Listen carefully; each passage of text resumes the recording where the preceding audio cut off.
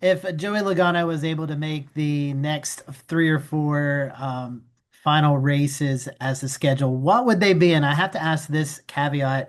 I work in the Myrtle Beach, Florence area, so Darlington, obviously a big um, spotlight here in our area. So would Darlington be on that list? And then second question after you finish the first. Yeah, well, I think one thing everybody thinks about is weather, right? And South Carolina's can be fine. Um, so that track would be in the mix.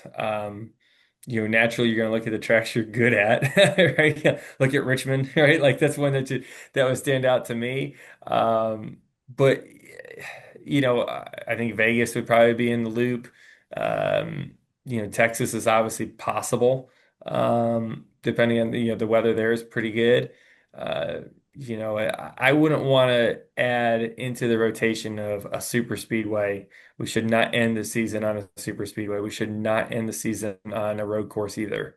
That's my opinion because when you get down to the nitty gritty of the playoffs, and especially if it's coming down to one race like it is right now, you don't want to.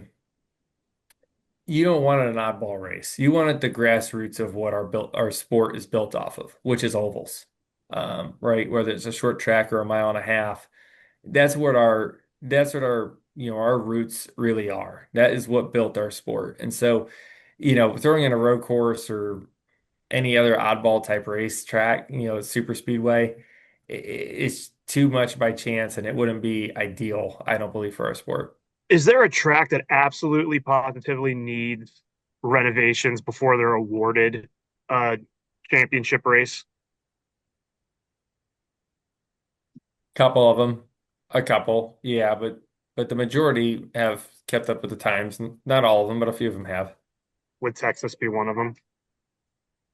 Um, I mean, Texas is one of the biggest facilities we go to, right? I mean, there was a time there's a ridiculous amount of people there, and they had a good crowd this week. And they got the suites, the condos, they got the stuff. You know, if you've been there, but they got a lot of stuff there.